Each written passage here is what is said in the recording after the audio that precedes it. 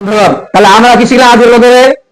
I went to ভাব দিয়ে মানে কি আমরা কি যখন আমাদের কোনো কিছু চাওয়ার ইচ্ছা হবে এখন থেকে আমরা বাংলাতে বলবো না, কি বলবো?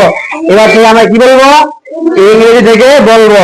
এখন কথা ধরো তোমার আম্মু বললো যে তোমাকে আজকে খেলার দরকার নাই বা খেলতে যাওয়ার দরকার নাই, তুমি ইংলিশে কি বলবে? ইংলিশ ভাব দিয়া দিবা যে আই ওয়ান্ট টু প্লে, আমি খেলতে চাই, আমি খেলতে চাই।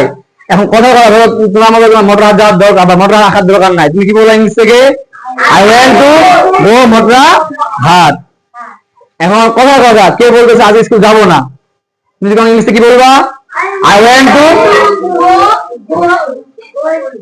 এখন কথা যে আমার ইচ্ছা খুব ভাত খাওয়ার, ক্ষুধা লাগছে আর কি, আমি ইংলিশে কি বলবো? I want to eat rice, আমি ভাত খেতে চাই, আমি ভাত খেতে চাই। এখন কথা ধরো যে আমার আঁকার ইচ্ছা করতেছে আর কি, চাই আঁকতে চাই, মন চাইতেছে আর কি, ইংলিশে আমি কি বলবো? I want to draw, I want to draw. এখন কথা ধরো আমার লেখার ইচ্ছা করতেছে, আমি ইংলিশে কি বলবো? I want to right. কথা ধরো যে আমার পড়তে ইচ্ছা করতেছে বা পড়ার মন চাইতেছে, আমি ইংলিশে কি বলবো?